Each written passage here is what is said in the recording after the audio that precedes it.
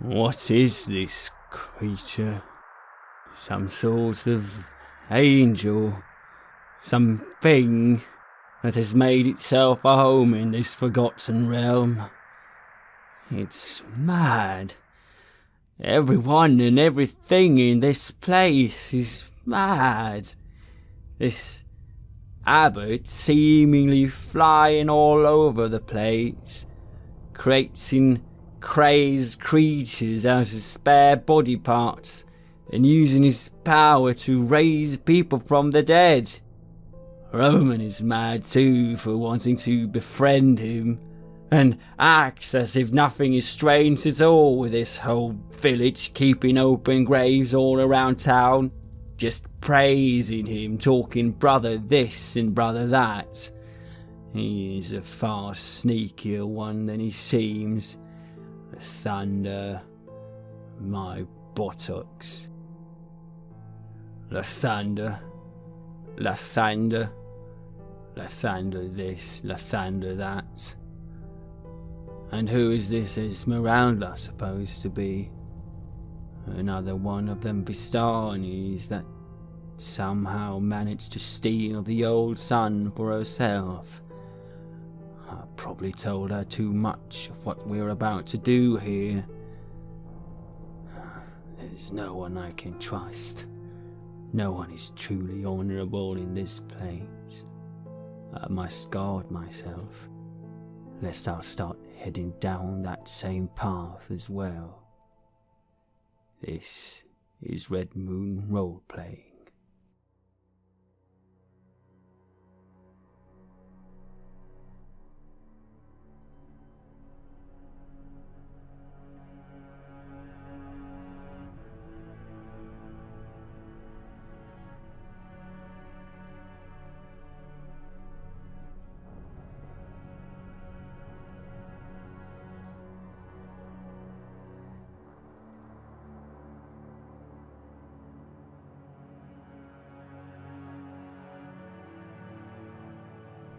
The bells of the abbey are ringing once more, although this time the ringing is discordant and hurried.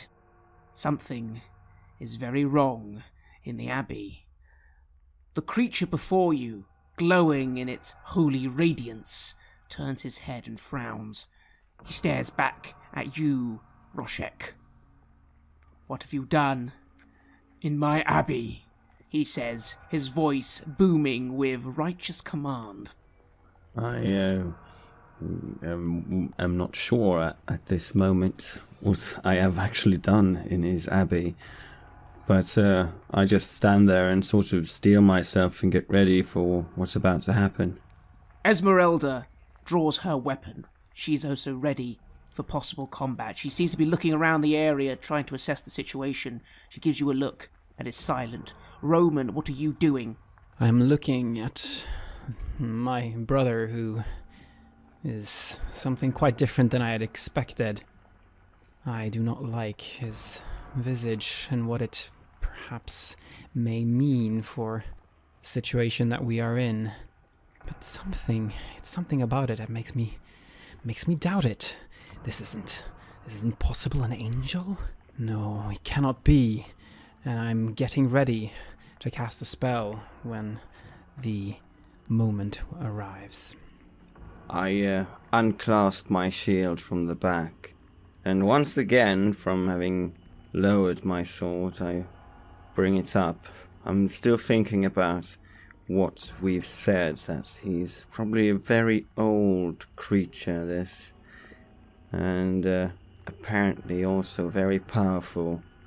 But maybe, since we're three, we might be able to somehow overpower it. I don't know what its weakness would be. He frowns, he looks upon you, pointing his mace towards your direction. It seems to be glowing with a vibrant, radiant energy. You notice, in his other hand, he is holding that object, that medallion, clasping it tight. He remarks, "I do not have time to deal with you mortals. You will have one more chance. Leave and never return, or I shall force you to leave." At this, I lets out a loud cry, and I go and attack. And I cry out, "Give us the medallion!" Everyone, roll initiative. 13. 18. Roshek, you charge forward, sword and shield at the ready. What do? I feel the empowerment of the new sword, and the blood is boiling in my veins, eager to use it and try it out in this seemingly worthy opponent. I strike down from above, trying to find an opening now when he's still not ready. Roll your attack. 18. Roll damage. 11. And your blade swings and lands a good solid blow in this creature's side. You feel for a moment a hint of resistance, but then you see that dull glow of your weapon's enchantment, and it seems that just gives you an edge to actually draw a wound on this creature. What is your next attack? That inspires me, and I launch in, furious, for another attack. 15. Your second attack, however, is not so successful. You draw back for a moment and snarl, doing your best fearful, menacing attack, but suddenly you find your blow deflected by the mace. This creature staring defiantly in your eyes now. There is no hint of fear here, only fury. Roman, your turn. What do? Something tells me that this abbot, he's clearly skilled in the arts of magic, and I cannot believe that wherever he's taking his power from, that it is from Lathander, it must be from elsewhere. And I do not think that this is his true visage. It doesn't make any sense to me. Brother, show your true self! I yell, and I cast Dispel Magic. You cast your spell of Dispel Magic, feeling the power flow from you outwards. Yes, this will dispel all illusions, all tricks, and nothing happens. The creature looks towards you, Roman, shakes his head. You truly have lost all faith. Disappointing. Very disappointing. I take a few steps backward. I cannot believe what I'm seeing. It is really here. It is really an angel. Indeed. You can feel it now. His celestial presence. You tried to deny it, but now you know it is true. It is true. He is a being from the upper planes. He is an angel. Or one of them, anyway. You know that angels come in many forms and varieties. And I simply remain standing there, not being able to do anything further. And Esmeralda frowns a little, looks between the pair of you, and then darts forward.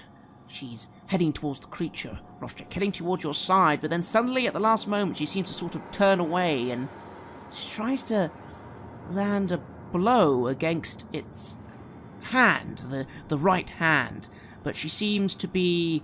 You think Roshek, her stance is a little strange. She clearly knows what she's doing in combat, but this blow doesn't look like it would hit. How strange. She's trying to feint it. And you see her weapon sort of miss. She doesn't hit the creature, but she kind of seems to barrel into it for a moment, and you get lost in her movements before the creature sort of seems irritated and swats her away with a backhand and turns his attention solidly on you. You, beast, must be taught a lesson in the name of Lathander, god of light. I smite you! And his mace comes down upon you. The mace smacks down into your shield. The impact is horrific. This is no mace. There is force behind this blow, force greater than anything you've felt before. Take 24 damage. And then he makes to strike again, his wings giving him a majestic aura as he almost seems to float off the ground in his assault on you. But you are able to duck out of the way this time. It is your go again, Roshik. What do you do? I grunt And I go to attack back again. Natural 20. Critical hit. Roll damage. I'm trying to do a lunging attack. Trying to bring up on the knowledge I've gained together. 17 plus 5, so 22. You drive forward with your blade, going for a thrusting motion straight for his centre. Even if he deflects, you feel your momentum will carry you forward. And this is true. Your blade strikes deep into his chest, spilling not blood, no, some sort of white substance glowing like dust, but with some sort of luminescence to it. And you strike true and withdraw quickly. A good wound on him. He blinks a little, clutching at this area upon himself. I see the opening for another attack, and I swing around to try and get to his side. It's 20, not a natural though. Roll damage. 6 plus 5, 11. Your second attack swings again at his side. Not quite as good a hit. He seems to deflect it, but in his deflection you get a good solid wound on his hand as he roars in annoyance at your constant attack. I feel my fury boiling within me, my orcish blood ignited by the ferocity of the fight. And I use my second wind to try and, as a bonus action, recover a bit of my HP. Very well. You do indeed feel more invigorated. How much do you heal? 8 plus 5, so 13. Roman, it is your turn. What do you do? I close my eyes and I whisper a prayer to Lathander. Save us.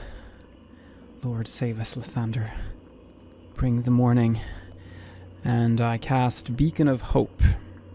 And I use the rest of... I try to move away a little bit from this an angel in front of me, trying to, yes, perhaps get behind one of my friends so that I'm not at risk of taking his attack.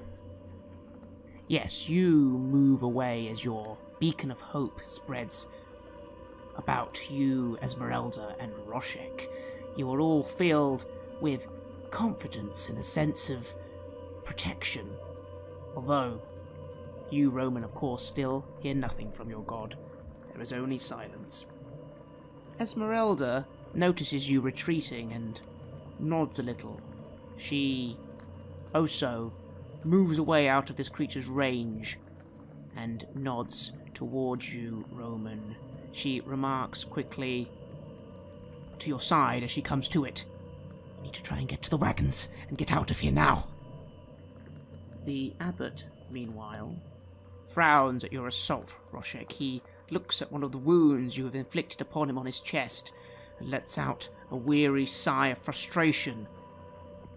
He takes his hand and places it on his chest, and you see the wound starting to seal up and disappear. Although you also notice on his expression an element of confusion as he notices then that the hand he'd just used to heal himself is empty. The medallion is no longer there. He blinks and looks towards Esmeralda. Roshek, you are ready to begin your next move, but out of the corner of your eye you notice something in the middle of battle. After all, in this creature taking this moment to heal himself, he has given you a few seconds of respite. You see a flash of light appear behind the abbot. Some sort of... You can't really tell from here, you don't have time to focus. And then a giant beam of something, a green light, suddenly strikes at the abbot from behind. The abbot looks very surprised as he tries to turn in time to avoid this beam of green energy that is now firing directly towards him. And he sort of launches into the air for a moment with his wings as this energy beam completely misses him. And sort of just spurts directly over your head, Roshek. You're very glad that it didn't seem aimed at you. As he moves away, you can now see the source of this beam of energy. There is a figure now behind the angel. A figure in a tattered cloak, ruined by time and age, it seems. Looking towards this new figure, you see something underneath its hood. 2 glowing orbs of red light coming from the darkness within this cowl. The green light seemed to come from this thing's hand. A hand skeletal and bony in nature. The thing lowers its hand and remarks with annoyance, "You are no longer required, abbot. Your bride is no longer needed. The Count has the bride he wishes for." And, well, it is now your turn, Roshek. What do you do? What is this thing? Is it something we've encountered before? You have never encountered something like this. The very air feels chill among you now. You feel it would feel worse if not for that beacon of hope that seems to be giving you some confidence from behind, from Roman's direction. But no, this creature is... You've not encountered something like this before. What is it? What is it? How did it arrive here? That light you noticed before, the green light, seems to have gone now. Just the quiet of the town and that bell still ringing on the abbey. Well, I don't think... I'm trying to think quickly here. We ended up in a fight between things that we are on neither side of. But it's still a good fight. And I try to... I do an inspired attack against the abbot. Yes, he, despite dodging, is still within your attack range. This creature is a good, still maybe 20-30 feet away from behind him. Very well. Attack. 17. That's a hit. Roll damage. 8. You catch him from behind, grazing your sword against one of his wings. This causes him considerable pain. What do you do next? I go for another attack, seeing as he's now has got his guard lowered as he twitches about. I try to keep moving, circling around him, keeping a good momentum going. Let's see, 15. No, that attack misses wide as he seems to now be looking at you more irritation. His focus is far more concerned on this newcomer to the battle. What else do you do? I end my turn there. Roman, it is your turn. What do you do? Seeing as how my friend is attacking with speed and seems healthy enough, then I shall call forth my spiritual weapon. This is a fight that needs to be ended. The abbot, what he's doing, it is not permissible. Lathander demands that he be put down, and I will answer the call. I call forth my mace, and it immediately moves to strike at the abbot. Roll your attack. It's a natural 20, plus 6, so 26. Critical hit. Roll damage. 13 damage. Your holy mace flies forward, propelled by your mental will, and just smashes straight into the back of this abbot's head. He frowns in annoyance as, again, celestial light starts to leak a little from a wound on his head. What else do you do? I remain behind there, waiting. And yes, I end my turn. Esmeralda frowns as she looks about the battlefield. She nods towards you quickly and dashes off, it seems. She's dashing to her wagon. She is quickly trying to get the horse ready, saddle it up, perhaps soon to ride out with you lot. The abbot looks to both of you now and just roars in defiance, and then leaps into the air, his wings unfurling. You get an attack on him at this point, Roshek. Seeing the opening, I quickly try to do what damage I can before he gets out of reach. But I roll 12. No, you cannot hit him as he suddenly, quite literally, is flying above you. He ascends into the air, focused on this new target, and dives forward, bellowing, "In the name of Lathander, you shall die, creature of darkness! You and your minions will not destroy this land!" He charges at this new individual, wielding his holy mace, and attempting to strike this individual down. And you see him initially get a very solid blow on this new target, smashing into it. But his second attack swings and misses wide. The figure looks at him with anger and annoyance, and then sort of raises a hand and clenches it tight. And you see a weird shimmering aura sort of reflect around it for a moment. The ground, the grass, goes grey. Any nearby plant life or seems to die, and you see this hideous thing, and you feel the effects almost reach you, Roshek, but you're not quite within 20 feet, you feel. It seems to just suddenly stop right where you're standing, this weird aura of wrongness. You do see the abbot, however, wince a little as he tries to resist this fell energy that clearly is affecting him.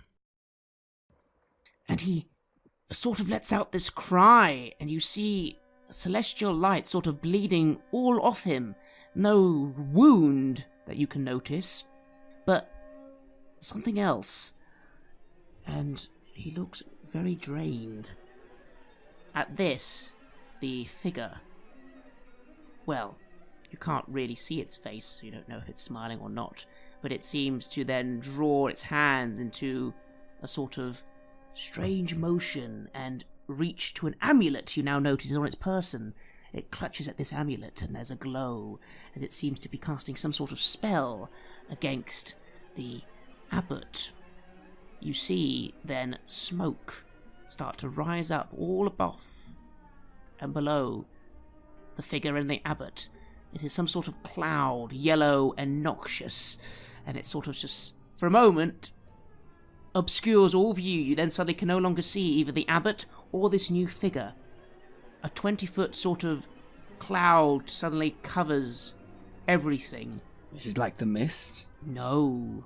Well, it is mist, but the mist was grey and fog-like. This is yellow and green almost, this cloud. And you hear a sort of coughing sound coming from within it. And you hear a bellowing and a wail coming from this cloud, but for now you can no longer see anything. Roshik, it is your turn. What do you do? I take a few steps back as the grass first wilts, and then the air is filled by this sickly fog or mist or whatever it is. I'm keeping my shield up, but I'm turning to Roman and I'm just giving a questioning look like, what is this? What do we do now? This is bigger than us. This is bigger than we can handle right now. Did I see her get that item? Did I see him miss it? Did I see the medallion being gone from his hand? You probably didn't, actually. It was all rather quick. But Rosheg definitely noticed that. He was in the thick of the fray. And you see Esmeralda will now, by the time it's her turn, seem to have her wagon ready, and your horse is very close by. We must get the medallion, Roshek. We must take it. We need it. It's the old sun. I growl. She got it already. She stole it from his hand. Yes, I have it. I have it. Quick, let us use this moment and get out of here. Oh, there is trouble here. I don't think we're ready for it. Not yet. Yes. This is bigger than us. This is more than we can handle right now. Come, let us go. I am not so eager to turn my back to the battle, but I nod and I sheath my sword and I run up with my shield still on my arm to get up on my horse. Excellent. We shall say both your actions are used to get on your horses and be ready to move next round of combat. Esmeralda's wagon is now also ready, and she's beginning to lead the way towards the gates. The bell is still ringing. You think now you can almost hear, again, on the wind, the sound again of those creatures, the laughing, the gibbering, but it sounds like it's coming closer than it was before. Meanwhile, you see flashes of light coming from that yellow, greenish, noxious cloud, which you notice now seems to slowly be rolling towards you, not at a fast speed. You feel maybe it moves, it's moved 10 feet. And you see these flashes of holy light sort of bouncing around in this cloud. You hear sounds of defiance and fury.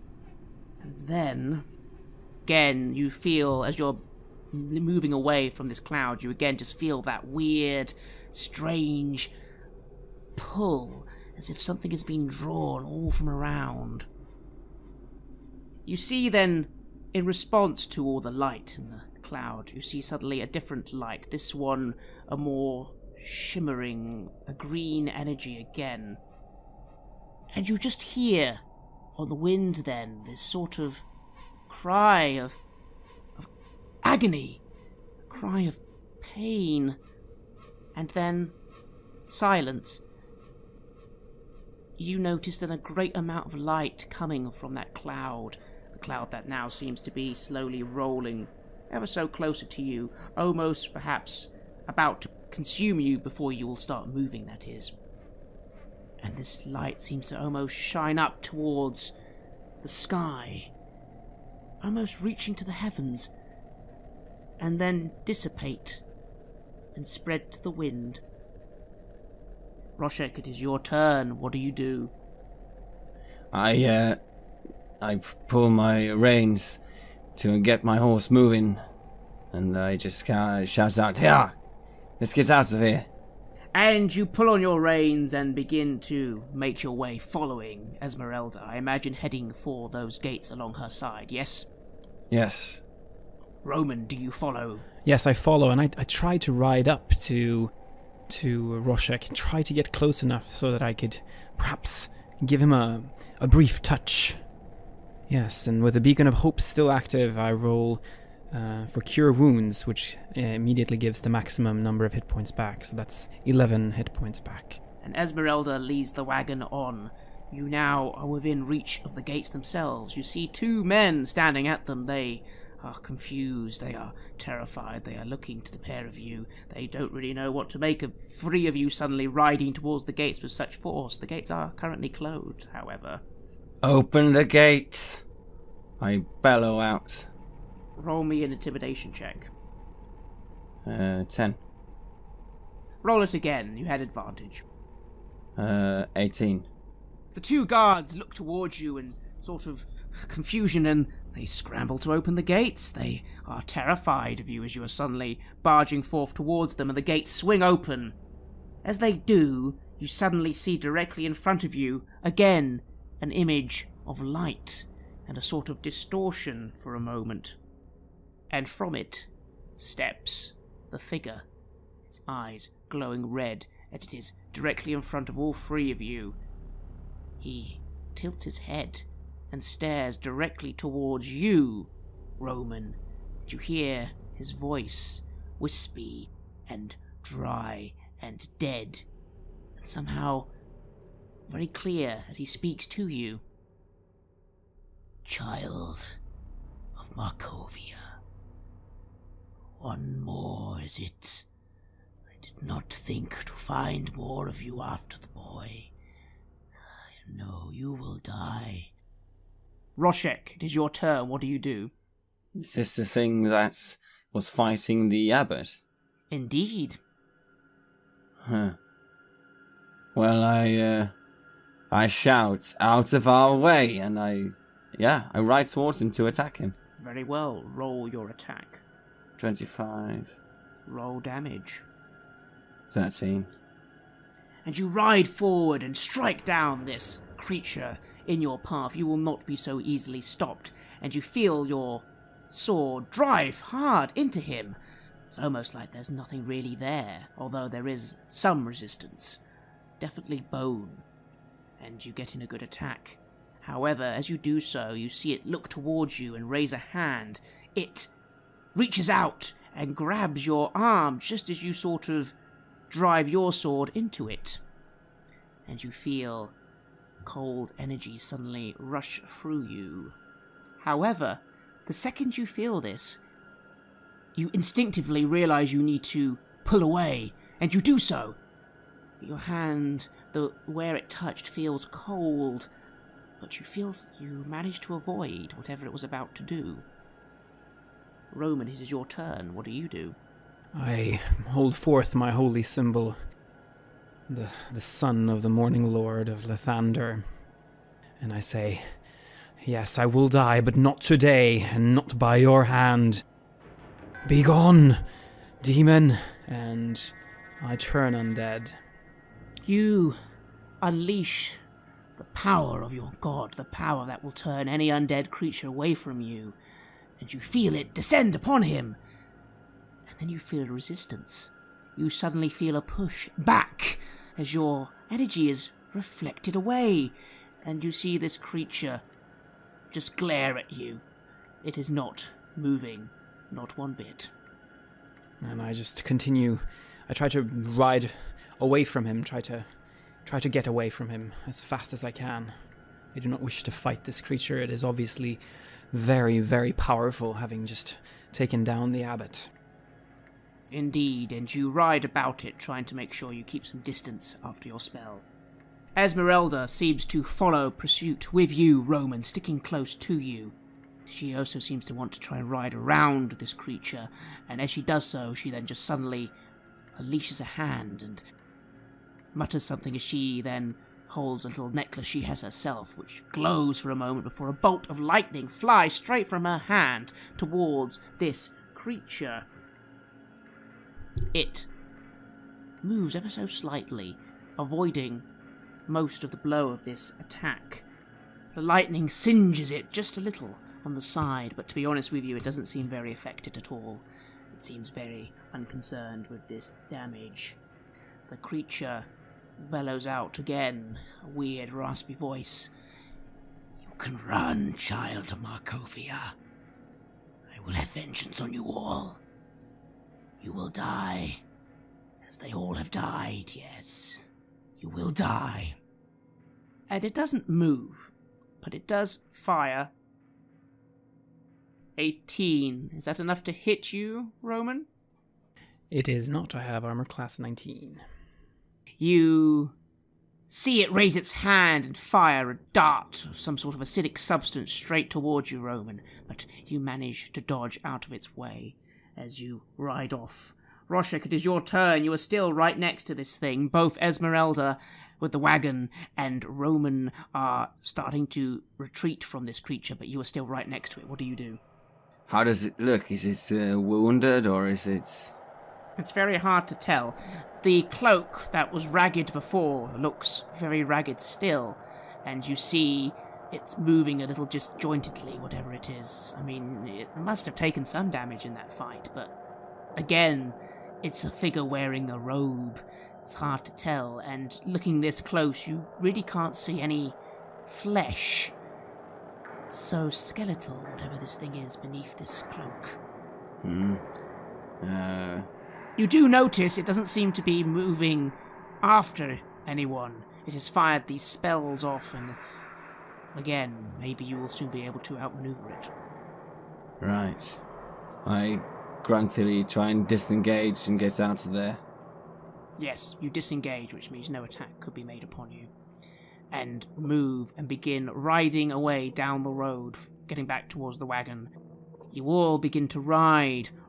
You look above and notice that evening is starting to come once again. This has been quite a long day already.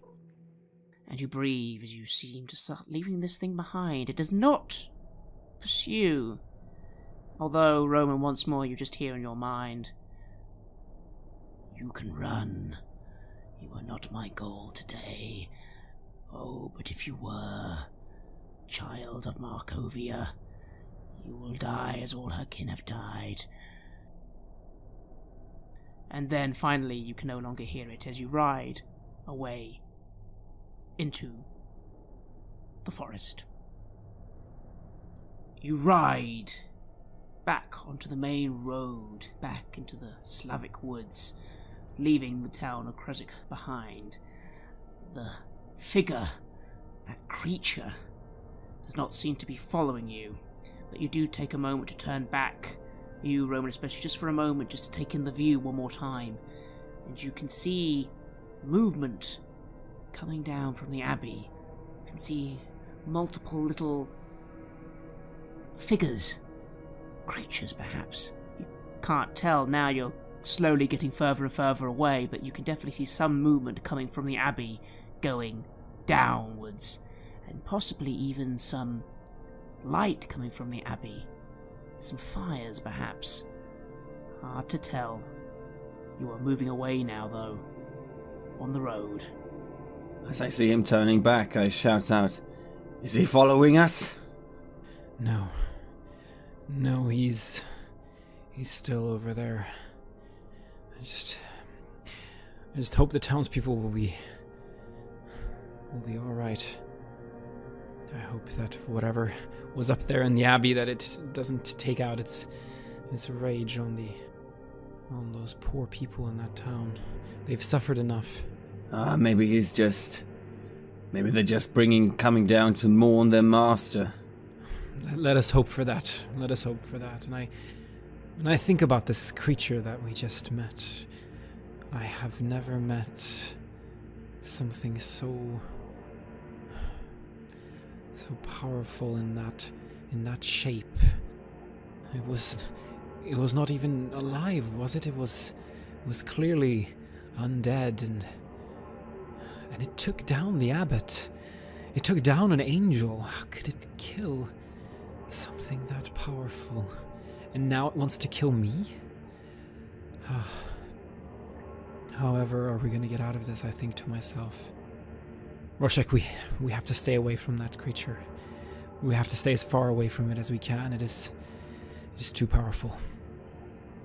This count seems to have a wide array of creatures guarding him, starting with a pale elf. Then we met him, and now this thing. I don't know if it is connected with the count, this one. There was something almost familiar, and he said words that indicated that he knew me or knew of me. Has he taken me here? Is that why I'm here? Was he talking to you when he was saying these things about Markovia? I believe he was, but I don't know. I don't know Markovia. Obviously the abbey, yes, it was the abbey of Saint Markovia. Is it a name of Lathander here? No, cannot be the angel he spoke of Lathander using that name. I would love to study the holy text to try to find some meaning in all of this, but the library is far away. As we're now talking and we're not being followed, I slow down my horse to a trot and look a bit behind me as well. I try to catch the attention of Esmeralda. Is she close to us now in the wagon? Esmeralda is riding the wagon, her gaze held firmly ahead. She frowns at the pair of you and mutters under her breath. My friends, I think you are far too optimistic about this. I fear the village will not have a good time, but you shouldn't worry yourselves. I mean, it doesn't matter for some of the people here. Most of them are soulless anyway. And she then seems to be saying something else when you suddenly notice from the distance something coming towards you. A large ball of fire. A fireball it's coming. It seems to have waited and now, even though it's still so distant, it's almost within range. And just before you can then react to this, you see something appear, sort of in the way of this fireball. There's some light, some presence, and the fireball dissipates, and again you now continue, you're still moving, and you feel now you've lost sight of Krezek and even this creature. But that light, Roman, was that a woman? Have you seen the woman before? In your dreams, perhaps? Who is she? Who is she? Was this behind us or ahead of us? It was. You are definitely startled, but you are as riding at full pelt, and now you feel you're away, but you think for a moment perhaps that creature was giving you a parting gift before whatever this was interrupted him. That's what it seems like, anyway. What has happened? I do not know. Something is protecting us, though, Roshek. There is a force of good in this world. Markovia? Was it Markovia? Is that it? That's the name of the saint. Is she the woman? Is she the one I've seen in my dreams? You've been dreaming? Yes. I have. Not the normal dreams that have haunted me. No, this was something different. Something connected to this place, I feel. I saw a woman. Perhaps it was her. Roshek, what are we gonna do now? I ride up to Esmeralda. That thing you've got, do you know what it is? Well, I'm not sure. And again, as she speaks, you suddenly notice her immediately look around you. You hear a new sound now. You are away from Krezek a good bit of distance, but now the sound of howls, of wolves, approaching quickly.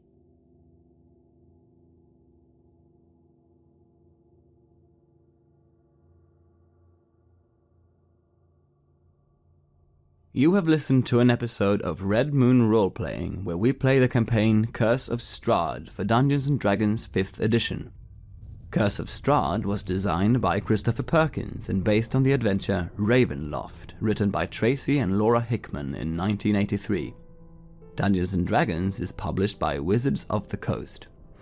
The music is created by Metatron Omega, Flowers for Body Snatchers and Word Clock, and is used with permission from their label Cryochamber. Visit cryochamber.bandcamp.com or their YouTube channel for more tasty dark ambient.